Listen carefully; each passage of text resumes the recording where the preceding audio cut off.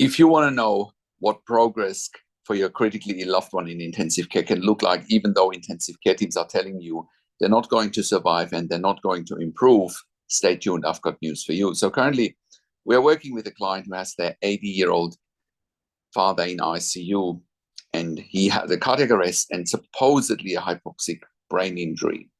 But the ICU has been delaying giving access to the medical records, and they've been very vague about giving them access to the medical records. And they've always been saying from day one, well, your father is not going to survive.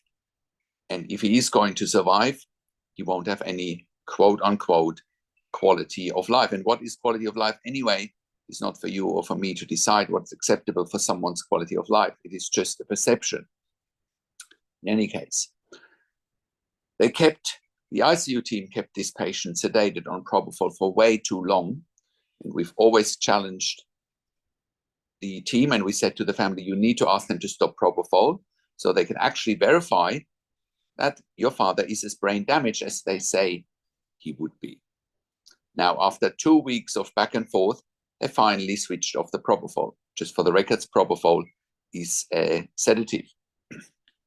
Now, interestingly enough, within 24 or 48 hours of completely eliminating sedation, i.e. the Propofol, the father starts to obey commands, and he's wiggling his toes on command, and he's opening his eyes on command, and he's trying to squeeze fingers on commands. Now, that is anything but a brain damaged patient, right?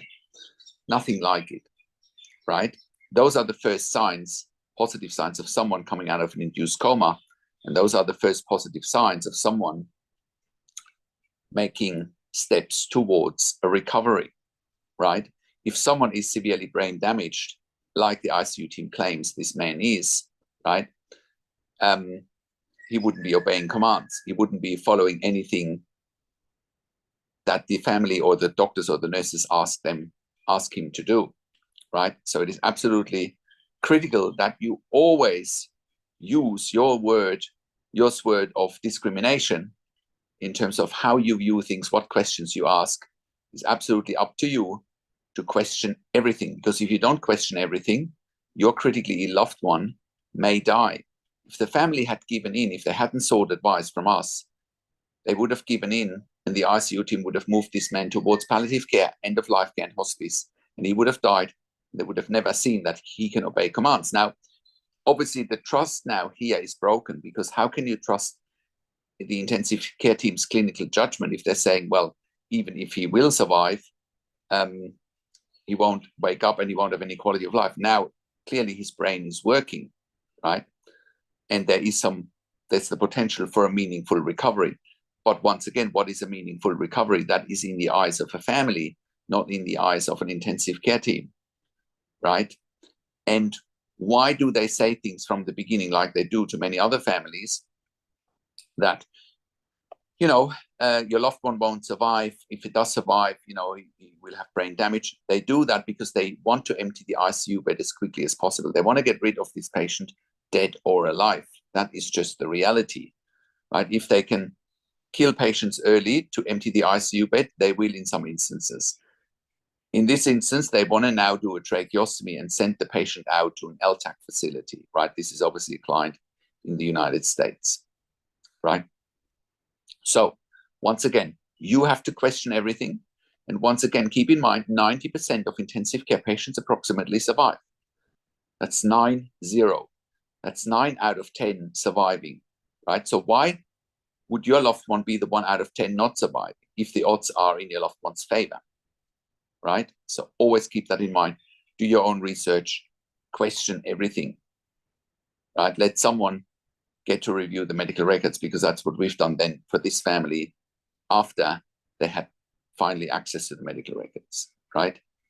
So you don't need to believe anything, and you can make up your own mind. You can control the narrative. As a matter of fact, you need to control the narrative, because they are trying to control the narrative. And if you don't know how to control the narrative, please reach out to us. We help you with controlling the narrative. I have worked in critical care nursing for 25 years in 3 different countries, where I worked as a nurse manager for over 5 years. And I've been consulting and advocating for families in intensive care since 2013 here at intensivecare.com. And I can very, very confidently say that we have saved many lives for our clients in intensive care all over the world. And you can verify that on our testimonial section at intensivecarehotline.com, or you can verify it on our intensivecarehotline.com podcast section where we've done client interviews. And we have helped hundreds of members and clients over the years. And that is why we've created a membership for families of critically ill patients in intensive care. And you can become a member if you go to intensivecarehotline.com. If you click on the membership link, or if you go to intensivecaresupport.org directly in the membership,